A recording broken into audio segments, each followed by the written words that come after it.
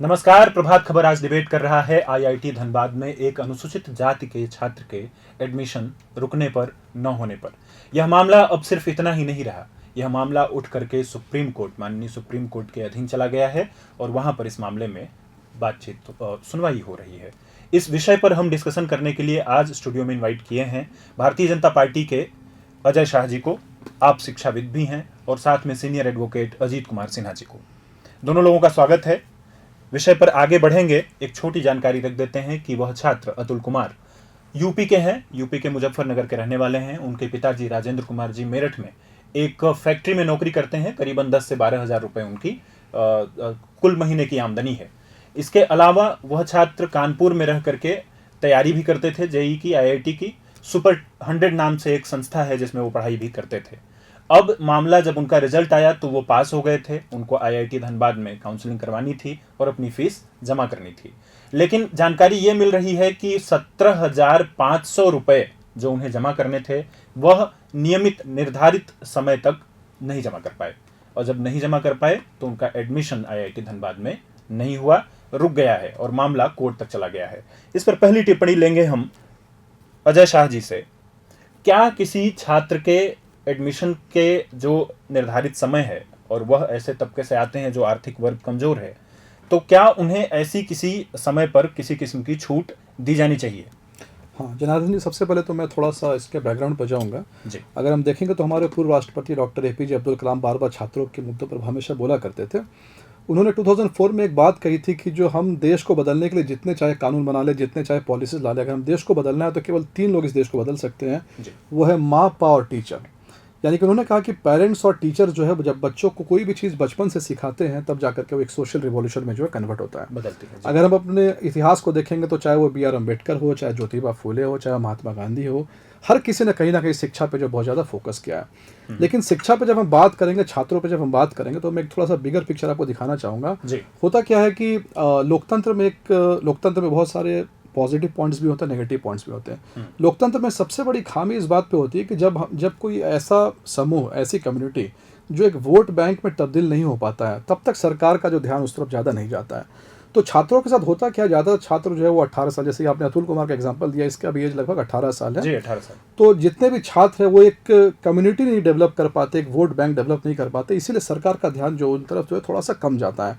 जैसा कि उदाहरण अगर हम देखेंगे तो अभी कुछ समय पहले दिल्ली में जो है इलेक्ट्रिसिटी से एक बच्चे की मौत हो जाती है, बेसमेंट में फंसकर बच्चे जो है मर गए। और इसके बाद हम देखेंगे छात्रों की प्रॉब्लम जो काफ़ी यूनिक है और हर जगह प्रॉब्लम कुछ ना कुछ देखने को मिलता है। अब हम आपके मुद्दे पर आते हैं तो अगर हम हमारे संविधान को देखेंगे, प्रियम्बल को देखेंगे, तो वो कहता है कि हमें 3 जस्टिस प्रोवाइड करना चाहिए, सोशल जस्टिस, इकोनॉमिक जस्टिस और पॉलिटिकल जस्टिस। जी। तो यहाँ पर इस छात्र ने जो आईआईटी का एग्जाम क्वालिफाई कर दिया तो हमने इसको इकोनॉमिक जस्टिस तो दे दिया कि लो भाई अब तुम आईआईटी में एडमिशन ले लो, तुम्हारे हालात जो बदल सकते हैं, आईआईटी से तुम्हारा फाइनेंशियल कंडीशन पूरा चेंज हो जाएगा। लेकिन कहीं ना कहीं हमने जो सोशल जस्टिस है उसको क्या हमने मिस किया। एक बच्चा जो कि किसी कोचिंग की हेल्प लेकर के किसी तरह से फीस जुटा करके आईआईटी जैसे एग्जाम की तैयारी कर रहा है और आईआईटी जैसे एग्जाम को क्रैक कर रहा है, तो कहीं ना कहीं सिस्टम को इस बात को भी सोचने की ज़रूरत है कि उसको सिर्फ एडमिशन ही नहीं, एडमिशन के पहले की भी कहानी, एडमिशन के बाद की भी कहानी देखना सिस्टम का काम। उदाहरण के लिए अगर आप देखेंगे 1 साल पहले आईआईटी मुंबई में भी एक दलित छात्र ने जो सुसाइड कर लिया था। कई सारे ऐसे एग्जांपल्स आते हैं जिसमें कि आईआईटीज़ में जो दलित छात्र, आदिवासी छात्र क्या करते हैं, सुसाइड करते हैं। तो मैं यहाँ पर एक पिक्चर ये देख रहा हूँ कि आईआईटी जैसा इंस्टीट्यूशन जिसमें अगर एक बच्चे का एडमिशन हो गया, अब ऐसा नहीं कि आईआईटी में 1 लाख सीटें हैं। अब जैसे इलेक्शन कमीशन है, वहाँ पर 1 करोड़ वोटर्स है, इलेक्शन कमीशन एक वोटर को आइडेंटिफाई नहीं कर सकता है। लेकिन अगर आईआईटी में एक बच्चे का एडमिशन हो चुका है, वो भी स्पेशल कैटेगरी में एडमिशन हुआ है, और अगर वो बच्चा आपके लास्ट डेट तक फीस जमा करने नहीं आया है, तो आईआईटी का भी फर्ज बनता है उस बच्चे को संपर्क करे कि भैया की प्रॉब्लम क्या है।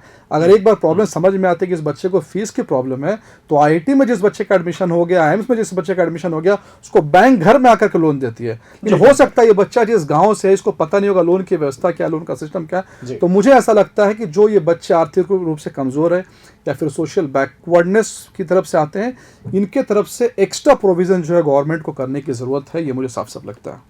जी, बेहतर, एकदम उचित आप इस पे बात रख रहे हैं। कई ऐसे मौके हालांकि अजय जी आते भी हैं जब ऐसा नज़र आता है कि सरकारें छात्रों की मदद कर रही होती हैं, लेकिन यह एक मसला ऐसा था जिसमें यह चीज़ नहीं हुआ। एक बार अजीत सिन्हा जी की तरफ चलते हैं। लीगल फ्रेम में जब इस तरह के मामलों को कसा जाता है, कोर्ट में मामला चला जाता है, ऐसा कोई उदाहरण आप पुराना देखते हैं? 2021 में एक मामला जसवीर का सामने आया था, क्या हुआ था उसमें भी यही बात था कि वो समय पे जो है सो फीस नहीं दे पाया था, इस कारण जो है सो वो एडमिशन नहीं ले आईआईटी बॉम्बे का मामला। हाँ, आईआईटी बॉम्बे का मैटर है जी। ये मैटर जब सुप्रीम कोर्ट में आया तो सुप्रीम कोर्ट इस मैटर पे कॉग्निजेंस लेते हुए और आईआईटी जो है बॉम्बे को डायरेक्शन दिया कि इस बच्चे का एडमिशन आप ले। अच्छा। कोर्ट जो है डायरेक्शन दिया, उसके बेसिस पे उसका एडमिशन हुआ। हाँ। तो मैं अजय जी के बात से सहमत हूँ। गवर्नमेंट को जो है इस पे एक प्रॉपर जो है गाइडलाइंस बनाना चाहिए कि हाँ ठीक है, जो बच्चा समय पे फाइनेंशियल कंडीशंस के चलते अगर एडमिशन नहीं लेता है तो उसको समय तो मिलना ही चाहिए, कम से कम मैक्सिमम, मतलब कि मैक्सिमम और मिनिमम ये जो है सो गवर्नमेंट को मैटर को डिसाइड करके वैसे बच्चे जो फाइनेंशियल कंडीशन जो माने कमजोर वर्ग से आते हैं, है ना, दलित वर्ग से आते हैं, शेड्यूल कास्ट हुआ, शेड्यूल ट्राइब हुआ जी, तो वैसे बच्चे को जिनका फाइनेंस, उनको तो तुरंत जो है इस तरह का गाइडलाइंस बनाना चाहिए कि वैसे लोगों को जो है सो बैंक तुरंत जो है सो प्रोवाइड करे जी, जी। और वो बच्चे इसमें एक अच्छी बात अजय जी ने जोड़ी थी कि न सिर्फ दायित्व उस छात्र का है कि वह वहां पे एडमिशन ले ले, साथ साथ में यह भी बनता है कि अगर आईआईटी चाहे, हालांकि बहुत लंबी कतार वहां भी होती है बच्चों के एडमिशन लेने की, लेकिन आईआईटी अगर चाहे कि जो स्पेशल कैटेगरी में बच्चे आए हुए हैं तो निसंदेह वो उनको वापस से एक बार नॉक कर सकती है। लेकिन यहाँ तो उल्टा हुआ था। इस पर अजय जी आपसे लेंगे।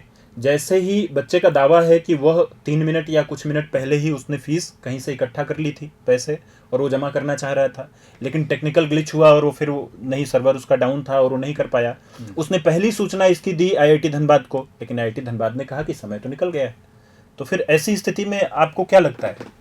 जी जी, देखिए कैसा है कि जनार्दन जी, अगर हम पूरे सिस्टम को देखेंगे तो अगर इसको एग्जांपल हम देखेंगे कि अगर किसी बच्चे का, ऐसी अतुल कुमार ने अगर सिर्फ किसी प्राइवेट कॉलेज में, प्राइवेट यूनिवर्सिटी में इसने सिर्फ फॉर्म तक भरा होता तो प्राइवेट कॉलेज वाले इसको बार बार फ़ोन करते, आपने एग्ज़ाम दिया कि नहीं, रिजल्ट आया कि नहीं, आपने एडमिशन क्यों नहीं लिया, क्यों नहीं लिया। जी, जी। तो बात यहाँ पर रिस्पॉन्सिबिलिटी की है। अगर आईआईटी गवर्नमेंट ऑफ इंडिया ने बनाया है, IIT government of India fund करती है, तो आईआईटी को जितने भी रिसोर्सेज दिए जाते हैं गवर्नमेंट की तरफ से, रिसोर्सेज क्यों दिए जाते हैं? उनको दिया जाता है कि आपके पास ये 100 सीटें हैं जिसमें एडमिशन आपको लेना है, इस 100 सीटों के लिए जो भी रिसोर्सेज चाहिए, फैकल्टी मेंबर चाहिए, आपको हॉस्टल चाहिए, आपको जो चीज़ चाहिए हम आपको प्रोवाइड कर रहे हैं। तो ये 100 के 100 सीट में आईआईटी की जिम्मेवारी की, आईआईटी की जिम्मेवारी ये है कि हम अपने जो समाज है, समाज से जो भी बच्चे जो कि फ्यूचर बन सकते हैं देश का, हम उसको एक एसेट के रूप में ले और हम उसको क्या करें, डेवलप करें।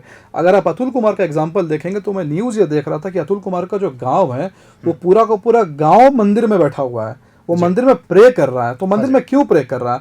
वो इसी आशा से प्रे कर रहा है कि एक बच्चा इस दलित गांव का अगर आईआईटी में क्रैक करता है तो वो जितने बच्चे उस गांव में जो 10th में होंगे, 8th क्लास में होंगे, उनके अंदर एक इंस्पिरेशन आएगा कि कल को हम भी आईआईटी क्रैक कर सकते हैं। और आईआईटी आप देखेंगे जैसे यूपीएससी का एग्जांपल है, तो यूपीएससी क्या बहुत लिमिटेड नंबर ऑफ सीट्स है, 1000 सीटें, उसमें केवल 100 आईएएस बनते हैं। लेकिन आईआईटी में इतनी ज़्यादा सीटें हैं और आईआईटी के पढ़े हुए लोग आज वर्ल्ड में इतने अच्छे पोजीशंस में हैं कि वो इतना एक फेवरेबल ग्राउंड प्रोवाइड करते हैं कि वो बच्चा कुछ ना कुछ जाकर के एक बड़ा ही करेगा। तो मुझे लगता है यहाँ पर आईआईटी ने अपनी रिस्पॉन्सिबिलिटी को, मैं कहूँगा कि लेटर पर तो ठीक है उन्होंने निभाया, ऑन लेटर लिखा हुआ है कि 24 जून तक आपको, 24 सितंबर तक एग्जाम फीस जमा करना है, बट स्पिरिट, ऑब्जेक्टिव क्या है? उसका ऑब्जेक्टिव बच्चों का एडमिशन है, डेडलाइन देखना नहीं है।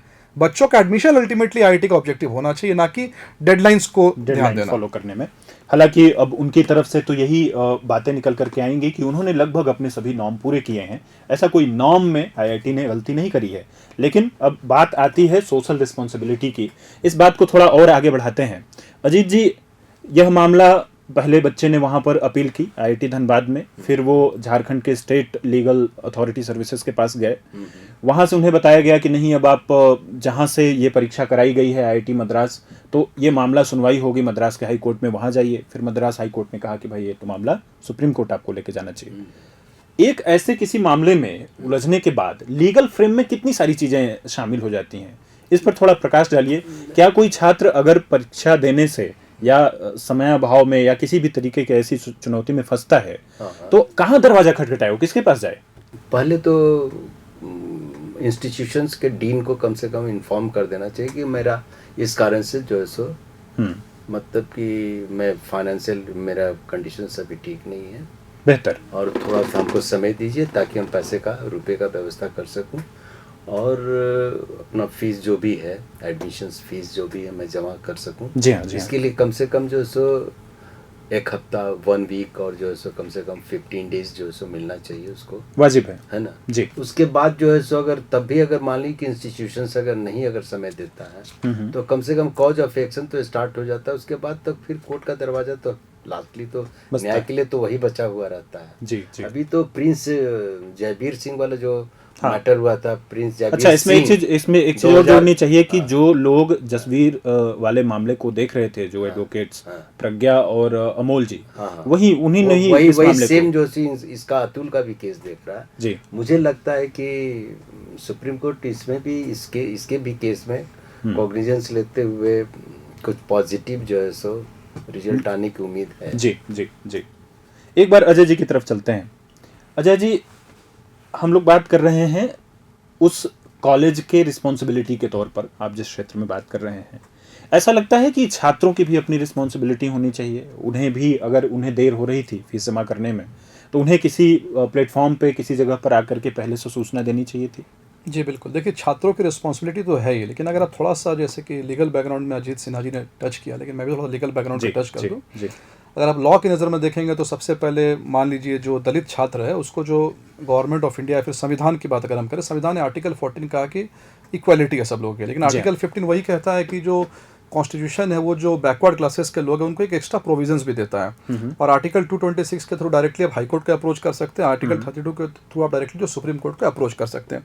लेकिन मसला यहाँ पर यह है कि जो बच्चा है उसकी उम्र आप 17 ही मानिए, आप ये मान के चलिए कोई बच्चा भी मेजर भी नहीं है। एक बच्चा जो मेजर भी नहीं है, जो 12th पास बच्चा है, उस बच्चे से आप क्या उम्मीद करते हैं? उसके पास कितने लीगल रेमेडीज होंगे? लीगल रेमेडीज होने के चांसेस बहुत कम है। और यहाँ सबसे बड़ी बात ये है, सबसे बड़ी चीज़ मुझे ये लग रही है कि ये IIT, जैसे कि क्या होता है कि IITs में एक तो कट ऑफ आपका निकल गया, जो शेड्यूल कास्ट के लोग या फिर शेड्यूल ट्राइब के लोग कट ऑफ लेकर के वो IIT में एडमिशन लेते हैं। लेकिन गवर्नमेंट ऑफ इंडिया का प्रोविज़न है कि जो भी कैटेगरी के लोग हैं जिनके मार्क्स जनरल कैटेगरी से थोड़ा से कम आया, अगर वहाँ पर एडमिशन लेते हैं तो सबसे पहले आपको एक प्रिपरेटरी कोर्स करना है। प्रिपरेटरी कोर्स क्यों दिया जा रहा है? ताकि आप लेवल प्लेइंग फील्ड में आ जाए, ताकि आप बाकी बच्चों के साथ में एक मैच कर सके, लेवल प्लेइंग फील्ड आ जाए जी। तो लेवल प्लेइंग फील्ड की जब हम बात करते हैं तो इसमें बिल्कुल एक कॉमन सेंस है और ये एक मैक्सिम है रिटर्न अनरिटर्न मैक्सिम कि आपको जो लोग लेवल प्लेइंग फील्ड से नीचे उनको थोड़ा क्या करना है, ऊपर करना है। जैसा कि अभी अजीत साहब ने बताया कि ऑलरेडी एक केस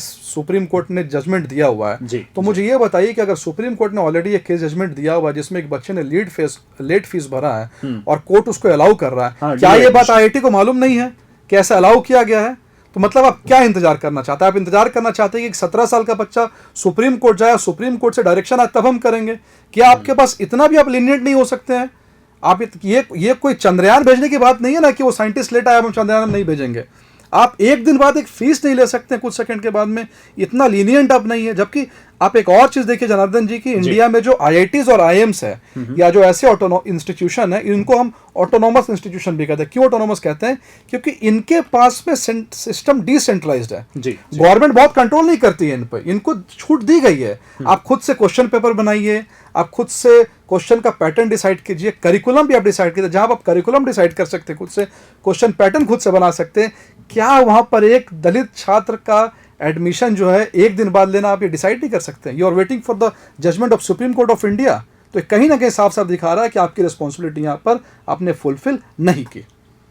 जी, तो सोशल दायित्वों का निर्वहन जो उच्च शिक्षण संस्थान है वहाँ पर जिस रूप में होना चाहिए, अजय जी का कहना है कि उस रूप में वो फॉलो नहीं किया जा रहा है। एक सवाल आपसे लेंगे अजीत जी कि IIT ये बड़े संस्थान है ना, ऐसे बड़े संस्थानों के लिए कई तरह की चुनौतियां उन्हें रन करने में होती हैं, लेकिन क्या टेक्निकल ग्लिच, जैसा कि अतुल बार बार कोट कर रहे हैं कि वो बैठे हुए थे परीक्षा देने के लिए, तो उस टेक्निकल ग्लिच की रिस्पॉन्सिबिलिटी कहाँ बनेगी? क्या उस पर कोई बात होनी चाहिए? क्या जो सर्वर डाउन हो जाते हैं होना चाहिए जी, लास्ट मोमेंट तक भी जो है सर्वर डाउन नहीं होना चाहिए। जी हाँ, अगर सर्वर डाउन के कारण जो है अगर वो अपना फी नहीं भर सका तो ये सारा रिस्पॉन्सिबिलिटी जो है इंस्टीट्यूशन का है।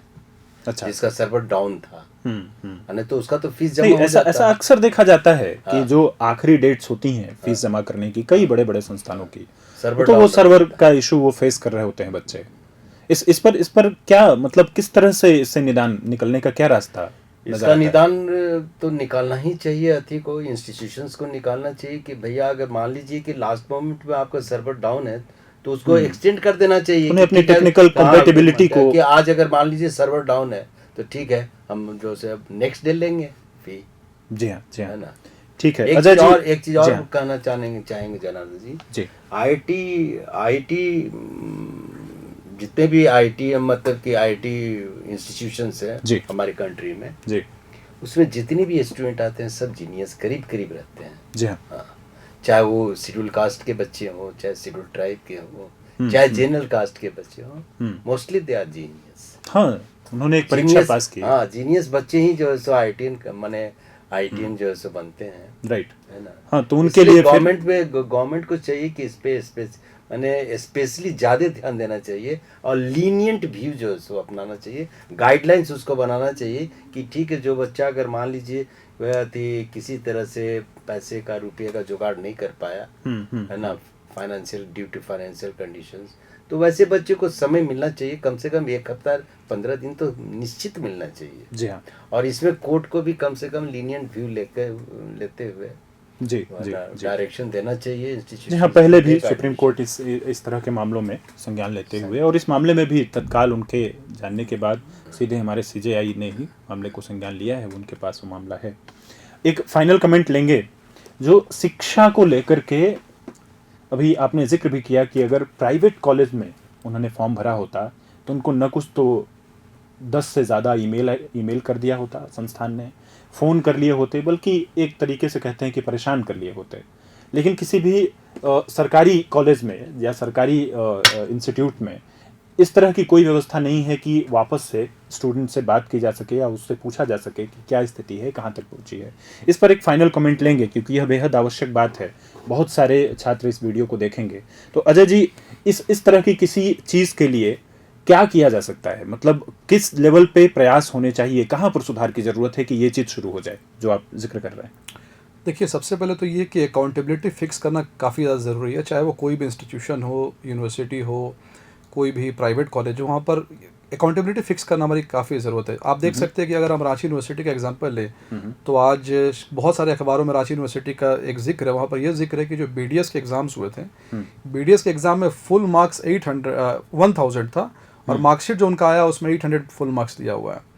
तो ये जो चीज़ें हैं, इसके बाद क्या कार्रवाई होगी? और रांची यूनिवर्सिटी का आप देखेंगे तो अक्सर हर 1 हफ्ते के बाद कोई ना कोई गड़बड़ी होती है। मैंने तो एक न्यूज़ यहाँ पर ये भी पढ़ा है कि एक कोर्स का एग्ज़ाम लेना जो यूनिवर्सिटी भूल गई, साफ हेडिंग था, यूनिवर्सिटी एग्ज़ाम लेना भूल गई। तो जब भी ऐसी गलतियाँ होती हैं तो उस गलतियों के बाद में हम क्या करते हैं, जब तक हम अकाउंटेबिलिटी फिक्स नहीं करेंगे, मतलब मेरा साफ कहना है कि हम आज आईआईटी का एग्जाम्पल लेके चल रहे हैं, लेकिन अगर आप न्यूज़पेपर उठा करके देखेंगे तो आईआईटीज़ में ऐसे बहुत सारे केसेस हुए हैं जहां पर कास्ट डिस्क्रिमिनेशन या फिर सोशल डिस्क्रिमिनेशन का लोगों ने इल्ज़ाम लगाया है और सुसाइड्स हुए हैं। तो उसके बाद में चीज़ें ठीक क्यों नहीं हुई, क्यों बार बार जो है हम बार बार उसी चीज़ को हम दोहरा रहे हैं? जैसे मैं आपको एग्जाम्पल देना चाहूँगा, मान लीजिए आज आपने प्रभात खबर से आपने कहा कि भाई प्रभात खबर एक कोई स्कीम निकाल रहा है, कितने लोग इसमें इनरोल करेंगे, तो आपके पास डेटा नहीं रहेगा कल कितने करेंगे, परसों कितने करेंगे, ये कितने करेंगे। लेकिन आईआईटी के पास डेटा है ना कि मेरे पास 5000 एडमिशन हो चुके हैं, 5000 में भी आईआईटी धनबाद का अगर एग्जांपल ले तो 1000 एडमिशन मेरे पास हो चुके हैं। इस 1000 एडमिशन में से सिर्फ 900 लोगों का अभी तक एडमिशन हुआ है, 100 बच्चे क्यों नहीं अभी आ रहे हैं, क्या वजह? और ये अगर किसी और कॉलेज के साथ होता, मान लीजिए एनआईटी के साथ होगा, एनआईटी जमशेदपुर के साथ होगा, तो वो बोलेगा ये बच्चा शायद आईआईटी चला गया होगा हमारे कॉलेज को छोड़ करके। पर आईआईटी का बच्चा आईआईटी छोड़ के कहाँ जाएगा जी?